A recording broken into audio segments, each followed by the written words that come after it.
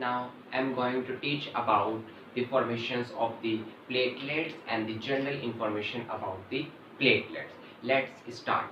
Platelets, also called thrombocytes, which is the other names of the platelets. How platelets form? Platelets are the cells which are formed in the bone marrow.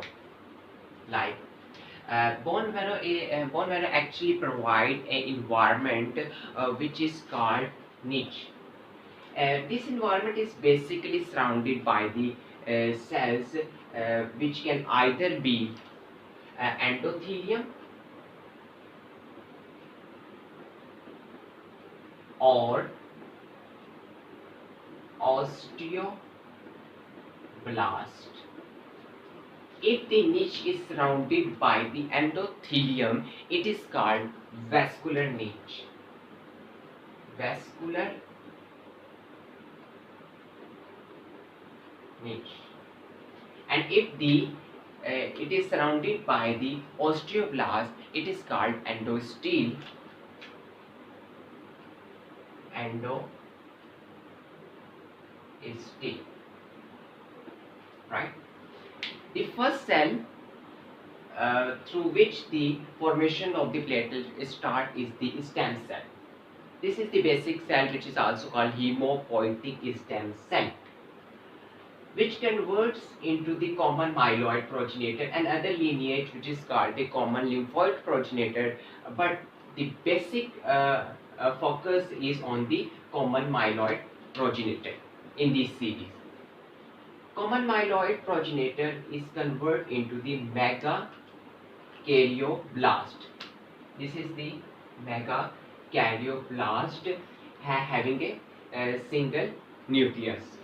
But then further it converts into the promegakaryocyte and then megakaryocytes. In that situation, nucleus is divided into the two. But this is a special type of division which is called the endomitotic synchronous replication. In this, the nucleus membrane intact, but the chromatin material is divided into equally parts. This is called endomitotic synchronous replication. This replication occurs through the rule of 2 part n, which actually n number of nucleus. If the one nucleus, then it's divided into the 2. But if the nucleus is 2, then it's divided into the 4. Like this one. First nucleus divide into the 2 and 2 nucleus divide into the 4. This is the process through which the division of the nucleus occurs in the megakaryocytes or promegakaryocyte. This is the process through which the nuclear division occurs.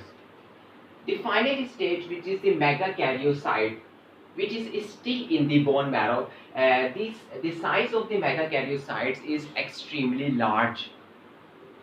This megakaryocyte can't cross the barrier of the endothelium and enter into the blood circulation. This is the blood circulation.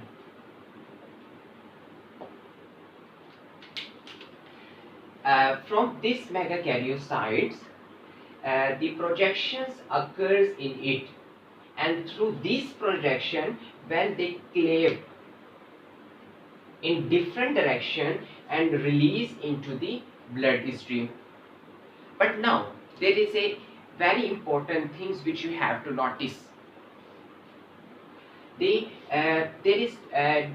nucleus is present only in the megakaryocyte, but after they cleave, there is no nucleus in the platelets. Megakaryocytes convert into the platelet, and here there is no nucleus present in the platelet. Nucleus will remain into the megakaryocyte. But here is some granules which is present in the platelets, which we will discuss in the next videos about the structures of the platelets. Approximately megakaryocytes approximately makes 1000 to 5000 platelets and release into the bloodstream.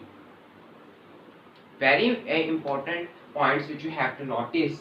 Megakaryocytes having large size and they cannot cross the barrier of the endothelium, but platelets have small structures. They can enter into the bloodstream easily. Now next move about the general informations of the platelets. First of all, diameter. Diameter is very small, which is 0.5 to 3 micrometer, which is even smaller than the red blood cell. Lifespan of the platelets is 10 days. 10 days. But the lifespan is decided by the apoptotic bags, apoptotic BCL2. What is this? This is a protein which enhances the apoptosis of the cell, and this is a protein which inhibits the apoptosis of the cell. The ratio between these two proteins decide whether the cell die or not. Here, a number of the platelets is 150 to 400 multiplied 10 to the power 9 per liter of blood. This is the normal range of the platelets which is present in our blood. If the concentration of the platelets is high, then it is called thrombocythemia. If the platelets enhance above the 400 multiplied 10 to the 9 number, and if the platelets count is low, then it is called thrombocytopenia. Right? Next, very important aspect of the platelets, which is in normal situation, the platelets in the circulation is 70%, and 30% die in the spleen. Let's suppose blood's having 100% platelets, 100% platelets in the blood, but the spleen is a structure which destroy the platelets approximately 30%. Remaining will be 70%. How the spleen break these platelets? Through the macrophages. Macrophages which are present in the spleen. But in case of splenomegaly,